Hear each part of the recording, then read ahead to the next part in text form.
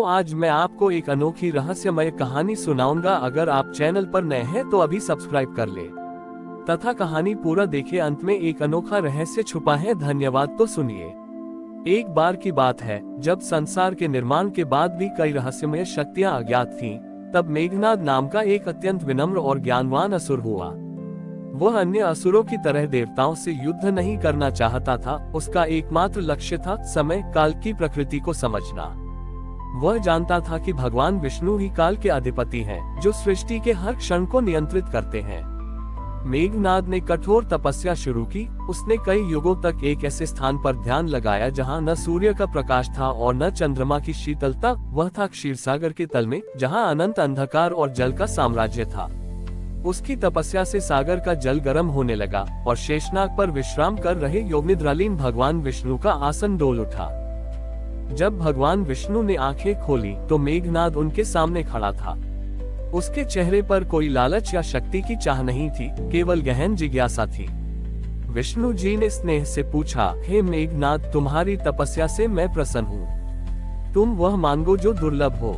मेघनाद ने हाथ जोड़कर कहा, हे नारायण, मुझे न अमरता चाहिए, न तीनों लोकों पर राज। मैं केवल ये जानना चाहता हूँ कि आप काल के हर क्षण को कैसे देखते हैं। क्या आप मुझे वह एक पल दिखा सकते हैं जिसमें पूरा ब्रह्मांड समाहित है? उद्धरण चिन्ह। भगवान विष्णु मुस्कुराए। ये प्रश्न वास्तव में दुर्लभ था। उन्होंने कहा, ये ज्ञान बहुत गहन है मेघनाद। इसे तुम अपनी असुर देह से धारण नहीं कर पाओगे। तुम्हें इसे मन की आंख से देखना होगा। विष्णु जी ने अपना दिव्य शंख उठाया। न तो उन्होंने उसे बजाया और न ही कोई मंत्र पढ़ा, बल्कि केवल शंख के भीतर से निकल रहे एक सूक्ष्म प्रकाश को मेघनाद की आंखों में प्रवेश करने दिया। मेघनाद को लगा जैसे उसका शरीर एक बिंदु में सिमट गया हो। वह स्वयं को एक ऐसे अनंत आकाश में पा रहा था जहां करोड़ों सूर्य और चंद्रमा एक साथ चमक रहे थे और करोड़ों ब्रह्मांड एक साथ जन्म ले रहे थे और नष्ट हो रहे थे। अचानक उसे एक विशाल घड़ी दिखाई दी। ये घड़ी साधारण नहीं थी। इसमें समय की सुइयां नहीं थी, बल्कि एक कमल का फूल था जो हर पल खिलता और मुरझाता था। कमल का एक बार पूरा खिलना और मुरझाना ही एक कल्प था। मेघनाद ने देखा कि भगवान विष्णु वहां एक नन्हे बालक के रूप में उस विशाल कमल के फूल पर लेटे हुए थे। वह बालक अपने पैर का अंगूठा चूस रहा था।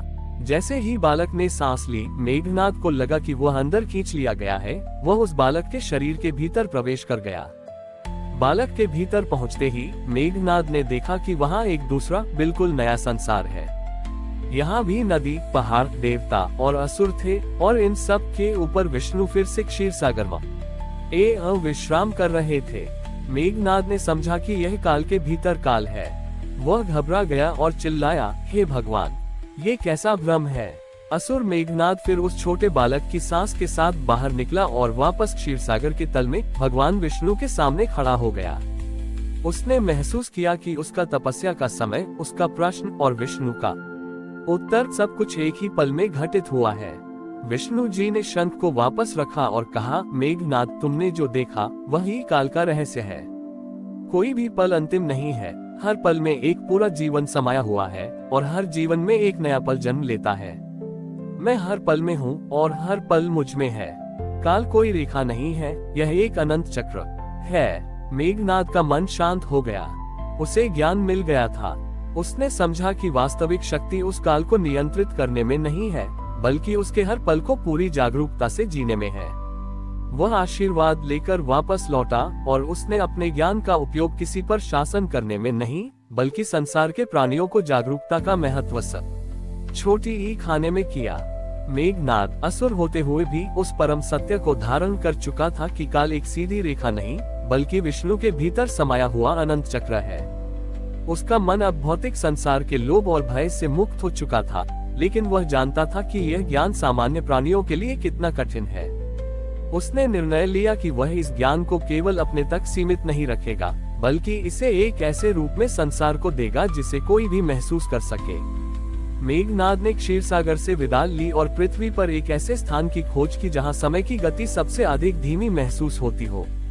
अंततः उसने दक्षिण भारत में एक ऐसे पहाड़ को चुना जो हमेशा घने कोहरे से ढका रहता था और जहां कोई भी मनुष्य आसानी से नहीं पहुंच पाता था। मेघनाद ने उस पर्वत के सबसे ऊंचे शिखर पर अपनी अंतिम और सबसे कठिन तपस्या शुरू की। इस बार वह किसी वरदान के लिए नहीं, बल्कि अपने अर्जित ज्ञान को उस पर्वत में स्थिर करने के लिए तपस्या कर रहा था। तपस्या के दौरान मेघनाद ने अपनी सारी असुर शक्ति और अपनी सारी ज्ञान ऊर्जा को एकत्रित किया और उसे उस पर्वत में इस तरह से समाहित कर दिया कि पर्वत स्वयं काल का प्रतीक बन जाए। जब उसकी तपस्या पूरी हुई तो मेघनाद का नश्वर शरीर वहीं शांत हो गया और वह पर्वत एक पवित्र तीर्थस्थल बन गया। कहा जाता है कि यह पर्वत, जिसका नाम बाद में तिरुमला पवित्र पर्वत पड़ा, भगवान विष्णु के वेंकटेश्वर स्वरूप का निवास स्थान बना। मेघनाद का ज्ञान ही उस पर्वत की दिव्य ऊर्जा बन गया।